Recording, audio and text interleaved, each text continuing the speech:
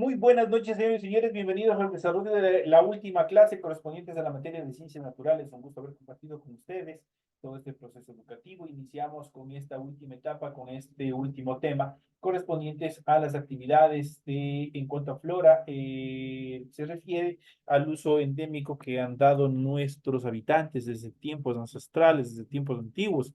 Vamos a ir viendo estas actividades en el desarrollo de la presente clase. Y vamos a ir analizando, justamente vamos a ir viendo. Estamos en el tema central, los ciclos de la naturaleza y sus cambios. ¿Qué uso se le ha dado a la flora a lo largo de toda la historia, especialmente aquí en el Ecuador?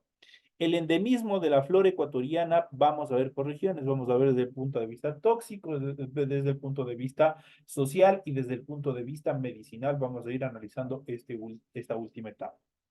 El endemismo de la flora ecuatoriana por regiones desde el punto de vista tóxico, las comunidades ancestrales reconocieron las propiedades venenosas de las plantas desde la antigüedad, lo cual aportó a sus estrategias de supervivencia y adaptación en el ambiente. Les ayudó a evitar enfermedades, curarse y para capturar presas. Un ejemplo de ese uso es el barbasco empleado para la pesca, por ejemplo. Es prácticamente les entorpece a los peces y obviamente les permiten ser capturados con mayor facilidad.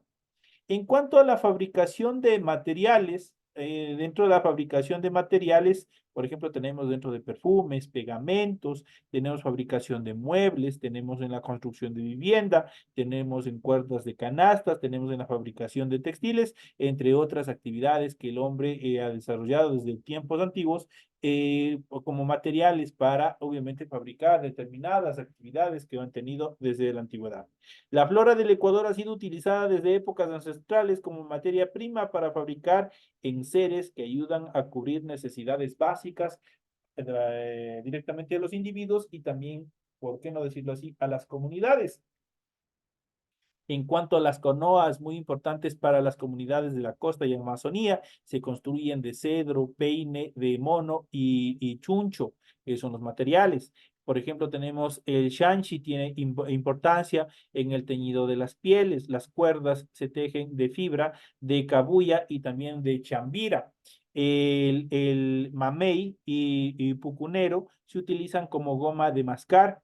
El muyuyo se usa como pegamento para fabricar cerbatanas, flechas, arcos, trampas y arpones se usan las palmas que tienen cortezas muy duras.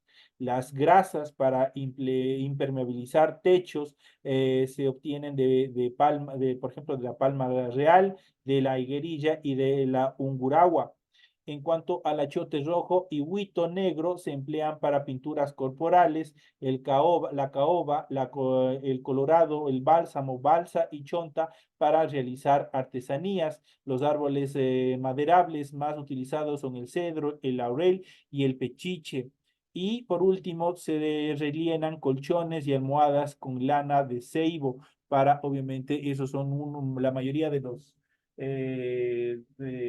la materia prima tomada de la naturaleza para fabricar algunas de las actividades importantes o objetos importantes que el hombre ha desarrollado para mejorar su estabilidad, para que la vida se vuelva un poco más cómoda.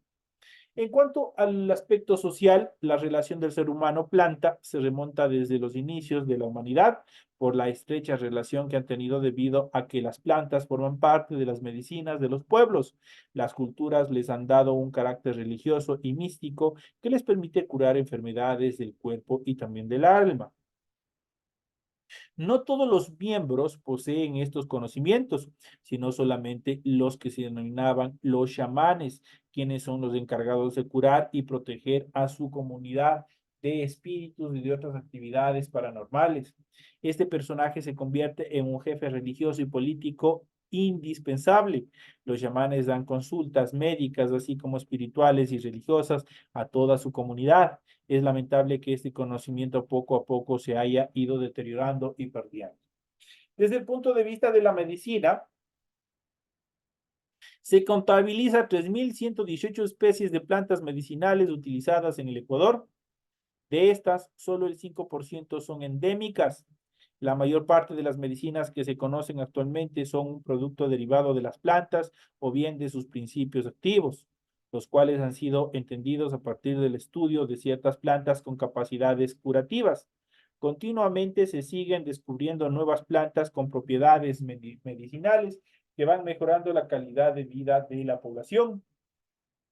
Y en la actualidad se destinan muchos recursos científicos y económicos a la investigación etnológica, lo cual supone descubrir el uso y aplicación de las especies basándose en el conocimiento de los grupos indígenas que viven en los ambientes naturales y que por generaciones han aprendido a usar sus recursos que tienen, los recursos naturales que tienen a su disposición.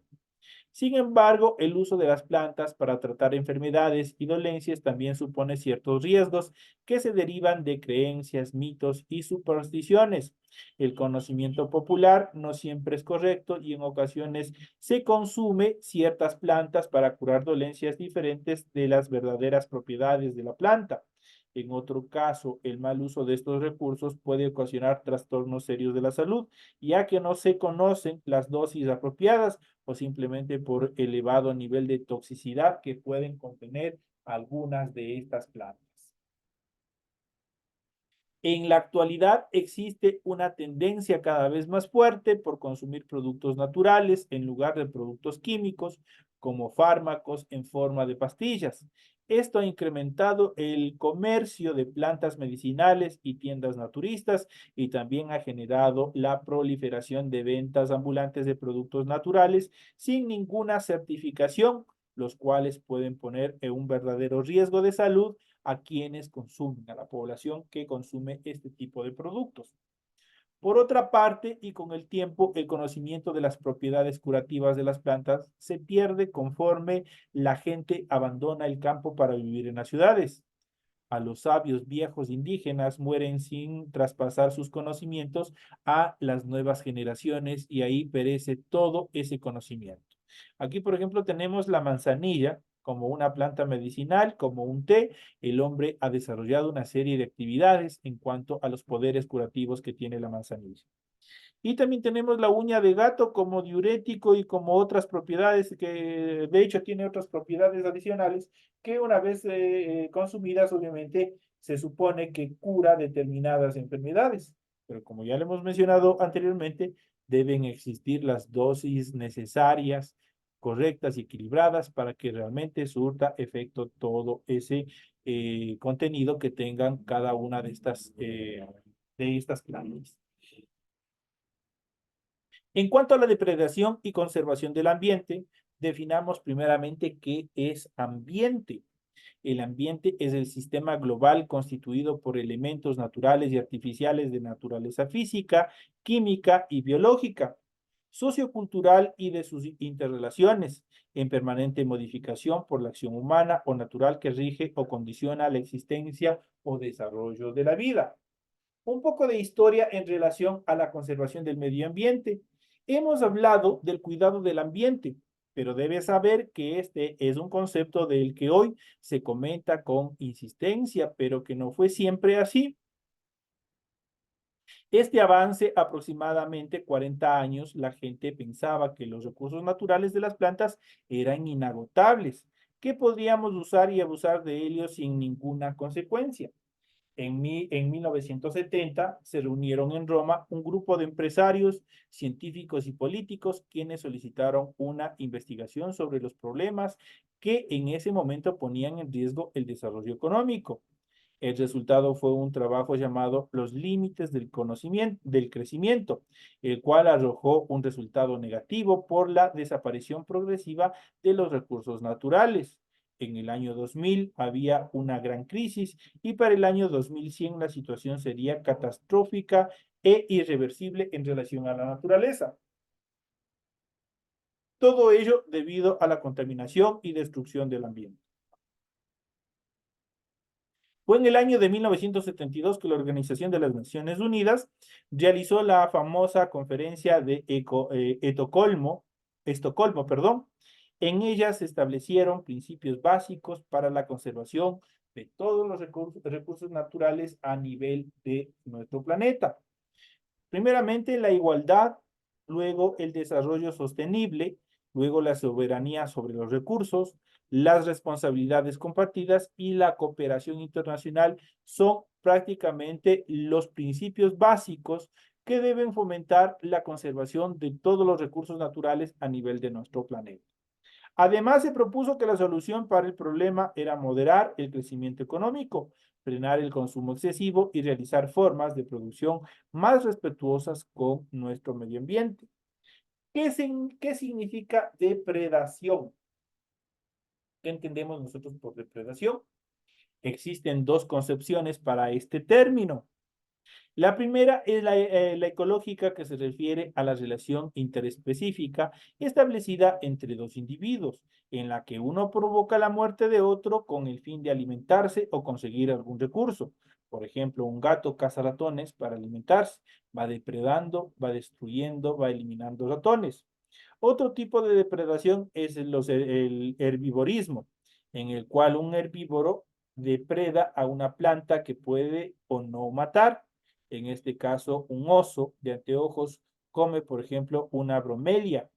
Si es que consume demasiadas bromelias y obviamente no existe el proceso en el cual proliferen, se reproduzcan este tipo de vegetales, obviamente la bromelia desaparecerá. La segunda es la depredación del ser humano o que el ser humano ha realizado sobre los recursos naturales hasta el punto de agotarlos o simplemente ponerlos en peligro de extinción o extinguirlos definitivamente. La nueva visión de la conservación de la naturaleza debe ser importante y fundamental. Hasta hace algunos años se entendía que la conservación de la naturaleza significaba no tocarla, y para ello se creaban áreas protegidas como parques nacionales a los cuales nadie podía acceder. Se pensaba que conservar la naturaleza significaba renunciar al desarrollo. Por otra parte, y al mismo tiempo, los modelos de aprovechamiento de los recursos naturales, entre ellos la pesca, la cacería o la extracción de madera, eran intensivos y solamente se detenían cuando los recursos se agotaban o las especies se extinguían o desaparecían. De esta manera, los conservacionistas se oponían al desarrollo y los desarrollistas eran contrarios a los conservacionistas, a quienes tildaban de románticos. La nueva visión de desarrollo supone también la conservación de la naturaleza. De hecho, en la actualidad la naturaleza tiene derechos que deben ser considerados porque solo en esa medida el hombre puede alcanzar grados de satisfacción íntegros como la salud, la recreación, la seguridad, la alimentación, entre otros ambientes. La clave de la conservación está en la sostenibilidad, en el uso de recursos de una forma o de una manera responsable que garantiza no solamente la existencia de los mismos para las siguientes generaciones, sino que también, además, garantiza el equilibrio ecológico. Conservación, por tanto, implica entender el funcionamiento del ecosistema, manejarlo científica y responsablemente para el beneficio del propio hombre, ya sea obviamente para la generación en la cual estamos viviendo o para las futuras generaciones. Si nosotros destruimos, si nosotros aniquilamos a las especies, prácticamente nuestras siguientes generaciones no tendrán que disfrutar, no tendrán que alimentarse, no tendrán que desarrollar o desarrollarse dentro de un ambiente sano y obviamente equitativo con la naturaleza. En nuestra constitución, en la constitución del 2008, que está vigente en el Ecuador, hasta la actualidad, existe un precepto ancestral que es la cosmovisión del summa causae, el cual permite la convivencia armónica con todas las especies y obviamente de esa manera llegar a una satisfacción el ser humano, el individuo.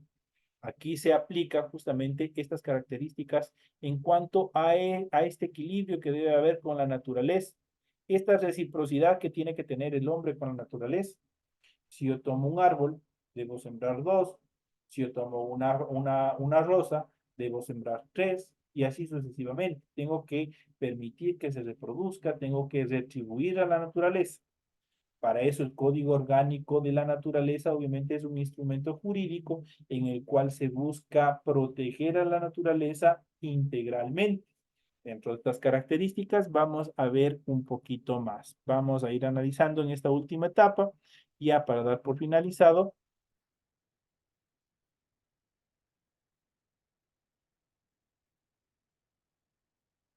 justamente en esta etapa. Vamos a analizar un poco el COA, el Código Orgánico del Ambiente, y ahí vamos a ver cómo en nuestro Ecuador también se ha implementado determinada legislación que protege a nuestros recursos naturales. Y vamos a ir analizando justamente, vamos a ir dando un pequeño vistazo, vamos a ir dando desde el artículo número 1, vamos a ir viendo cuáles son las características más importantes en función de esta actividad. Y vamos a ir viéndole, vamos a ir y tenemos el libro preliminar, tenemos el título 1 del Código Orgánico del Ambiente. ¿Cuál es el objetivo de este código? Vamos a ver el objetivo, ámbito y fines. El objetivo establecido en el artículo 1 dice, este código tiene por objeto garantizar el derecho de las personas a vivir en un ambiente sano y ecológicamente equilibrado, así como proteger los derechos de la naturaleza para la realización del buen vivir o summa causa. Y aquí se establece todo lo que nosotros habíamos visto y les había mencionado anteriormente. Las disposiciones de este código regulan los derechos, deberes y garantías ambientales contenidas en la Constitución. La Constitución es nuestra estructura jurídica suprema, sobre ella no hay ninguna otra ley, así como los instrumentos que fortalecen su ejercicio, los que deberán regular la sostenibilidad, conservación y protección y restauración del ambiente, sin perjuicio de lo que establezca otras leyes sobre la materia que garanticen los mismos fines. En el artículo 2 determina que el ámbito de aplicación, las normas contenidas en este código, así como las reglamentarias y demás disposiciones técnicas vinculadas a esta materia, son de cumplimiento obligatorio para todas las entidades, organismos y dependencias que comprendan el sector público, personas naturales y jurídicas, comunas, comunidades, pueblos, nacionalidades y colectivos que se encuentren permanente o temporalmente en el territorio nacional. De esa manera, todos estamos involucrados y todos debemos respetar y acogernos a lo que determina este Código Orgánico del Ambiente. En cuanto a los fines de este código, vamos a ver cuáles son los fines en esta parte final. Cuando hablamos de fines, prácticamente es a donde nosotros queremos llegar.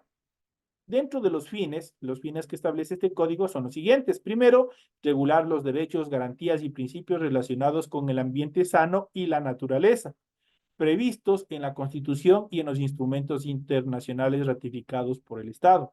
Eso quiere decir que este código del medio ambiente, no solamente fue creado aquí dentro del Ecuador, sino que fue tomado de, obviamente, estructuras internacionales, de instrumentos internacionales.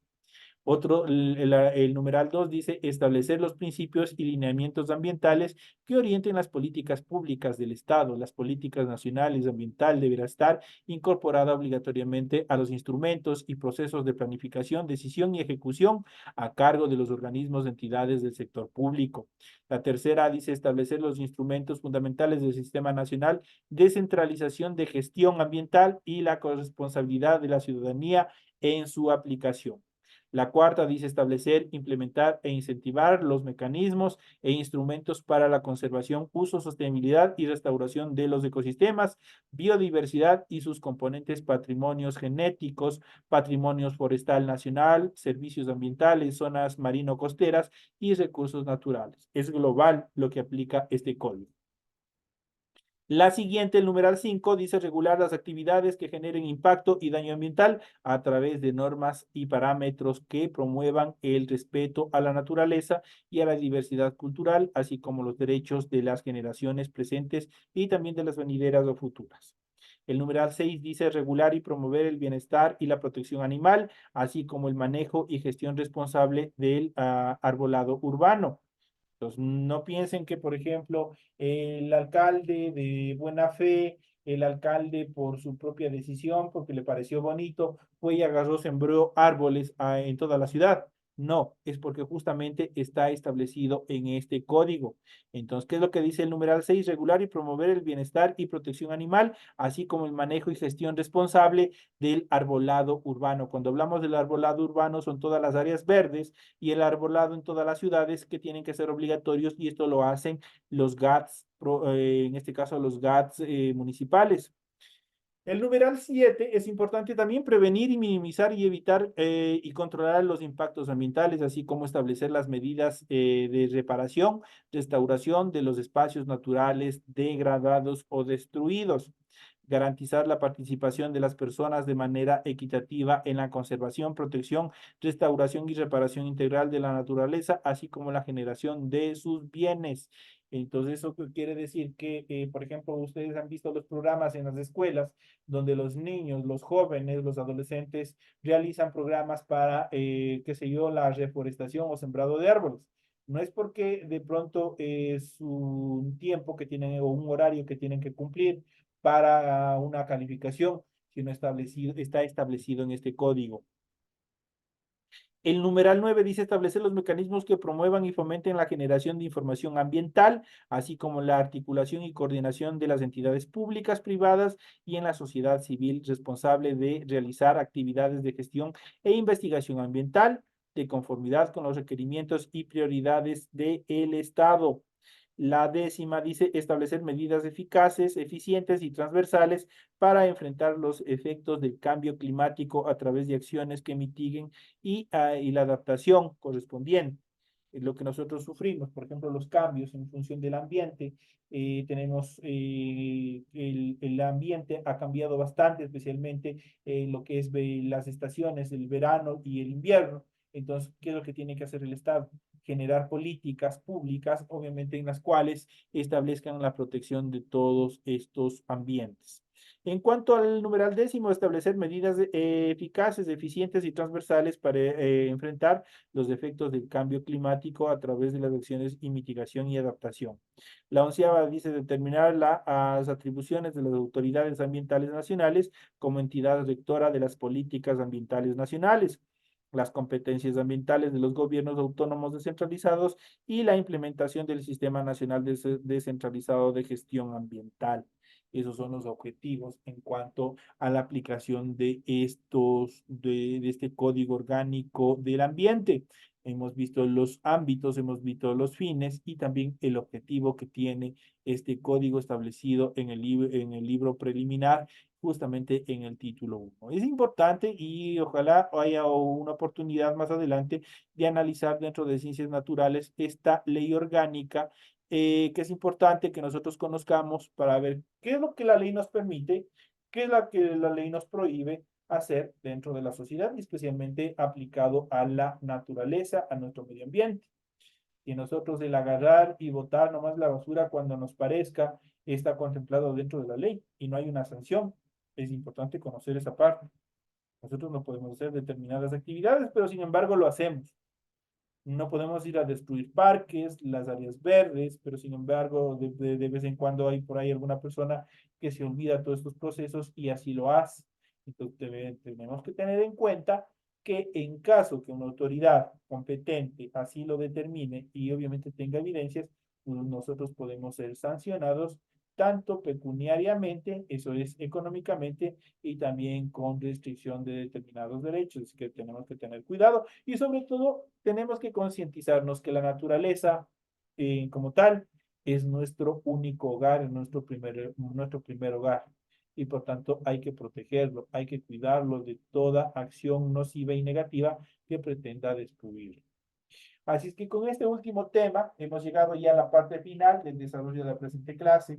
Ha sido un gusto haber compartido con ustedes todo este proceso educativo, un gusto poder haber compartido los pocos conocimientos que nosotros tenemos en función de este tema. Les deseo éxitos en el desarrollo de sus exámenes finales, sigan estudiando, completen todas las actividades y obviamente nos estaremos viendo hasta una próxima oportunidad. Señoras y señores, suerte en todas sus actividades.